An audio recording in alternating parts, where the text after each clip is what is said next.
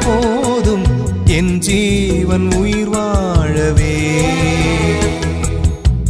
மனதினில் என்றென்றும் மாறாது உன் பாசம், மனதினில் என்றென்றும் மாறாது உன் பாசம். தெய்வமே உன்னாலே நான் என்றும் வாழ்வேன்.